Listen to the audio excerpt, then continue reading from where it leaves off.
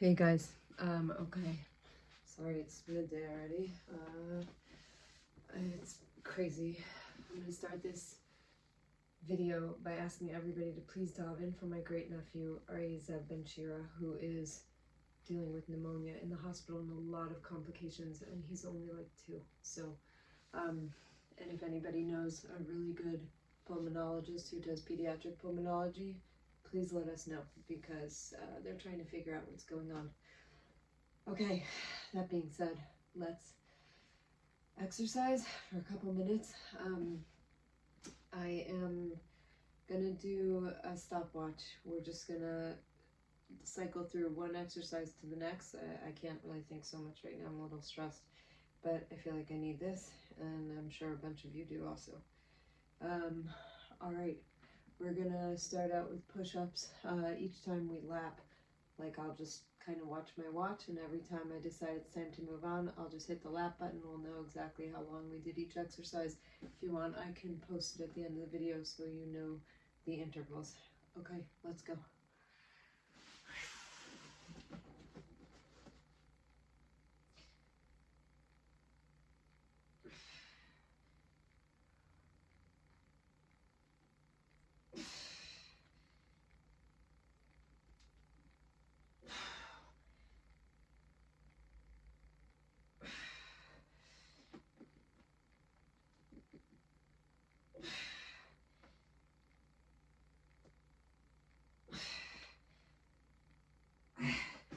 All right, switching to a plank.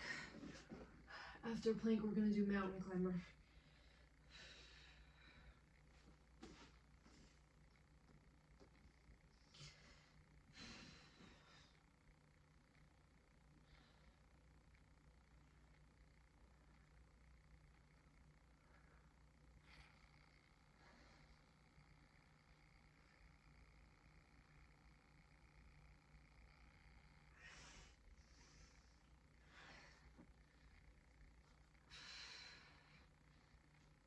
We're gonna do 5 more seconds. And go on. Hold on, let's see if I did that right. Yeah, mountain climbers.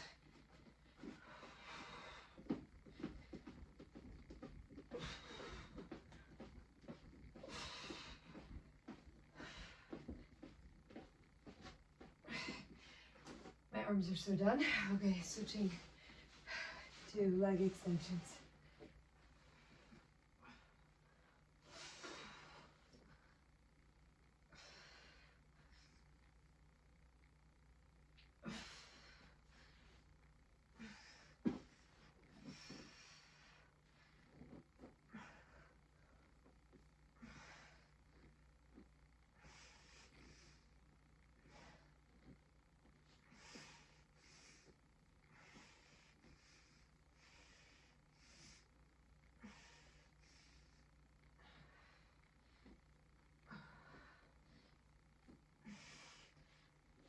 And we're gonna switch off holding a crunch. Each side's gonna get 20 seconds.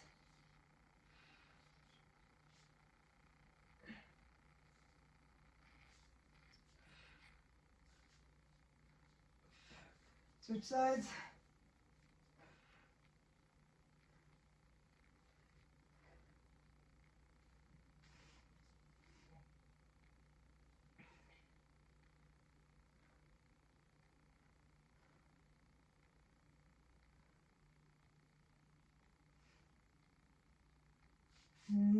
Down.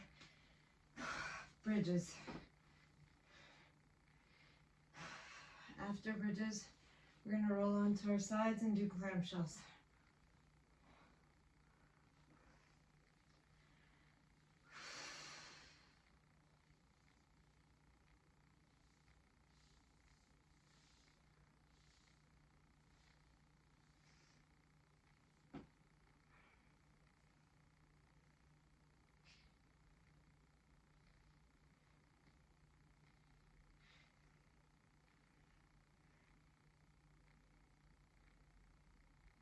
Last one.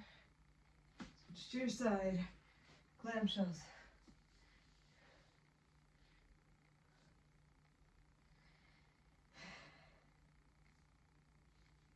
Really squeeze the glute. Pulling the lower ab.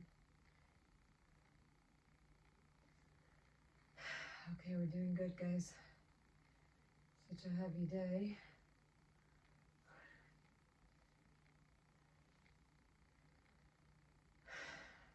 Just really davening to Hashem that everything just starts to get better and we get good reports and really good news very soon. Last one. Switch sides.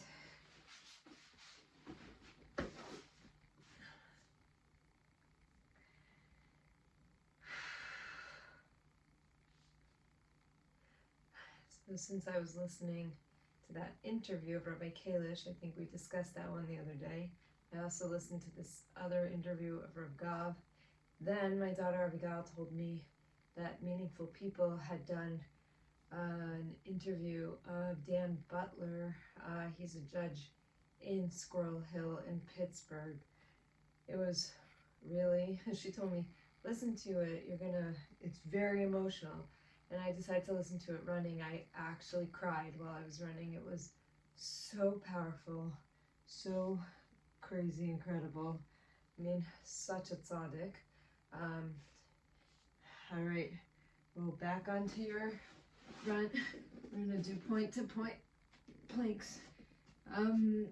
It was unbelievable. Anyway, but then I decided to listen to Rabbi Kalish, and I found on Waterbury's website they have stuff that he gives, and it was really very interesting to listen to him. I loved one of the things he was talking about. He said, you know, in Mitzrayim, the whole thing that Paro did was like, he wanted to keep the Jews so busy that they had no time to think. And he said, sometimes we get like that and we think, oh, it's not my choice to react a certain way. I just am going to act that way because, you know, this one said this and it set me off. He said, triggers. Everyone in America, they always just come back on your back. We're going to do actual crunches now.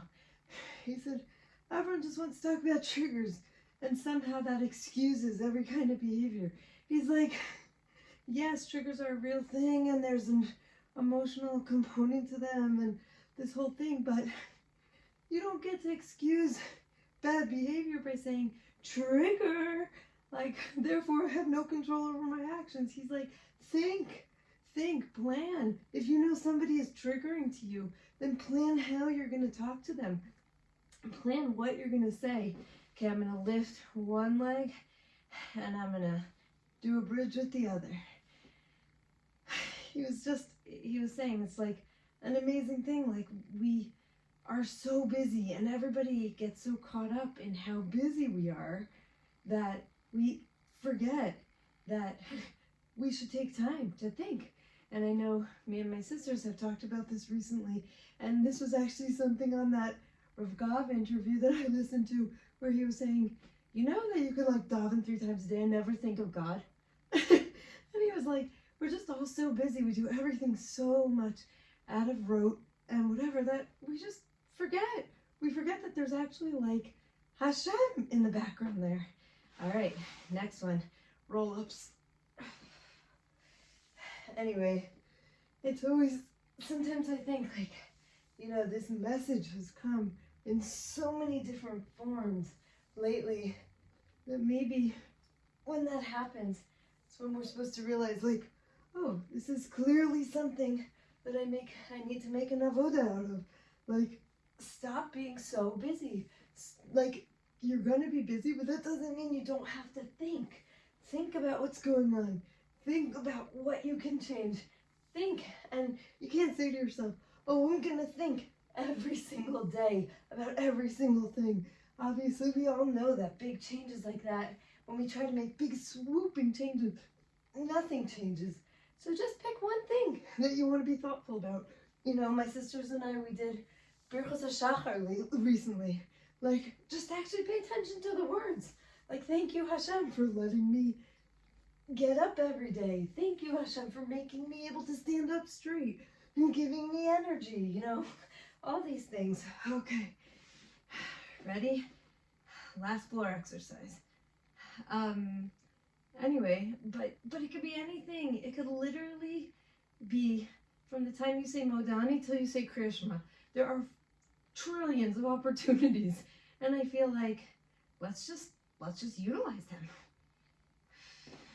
You know, let's see what they're about. Let's see what we can do. Maybe on Tznius abs we could pick one thing. We obviously are taking the time to, you know, take care of our bodies. Maybe there's like one thing while you're doing your exercise. You could say, I'm gonna do a one-legged sit here. Maybe it's the time to say,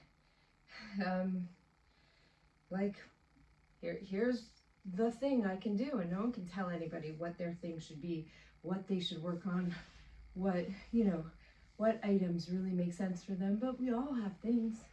I know I have about 5 million. And it doesn't have to be a davening thing. Like, not everybody is really, you know, in the position to constantly make davening, you know, like it doesn't always fit in, or, you know, I don't know, whatever. We all have busy schedules and busy lives, and everything keeps moving, and it's hard to keep up with it. But, like, I'm sure there's something. It doesn't have to be tefillah-based, just anything. You could just look and say, like, I am going to pay attention to this. And it could be something as simple as, like, when my kids are doing their homework, I'm going to pay attention to them and not be checking my phone. You know, we're going to do 10 more seconds of this one. 2, 1, good. All right. We're going to stretch it out. It's going to be our last thing for today.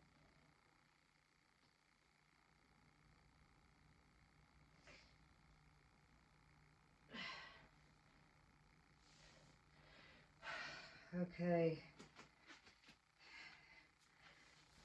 Thank you for listening. That was a little bit of a rant.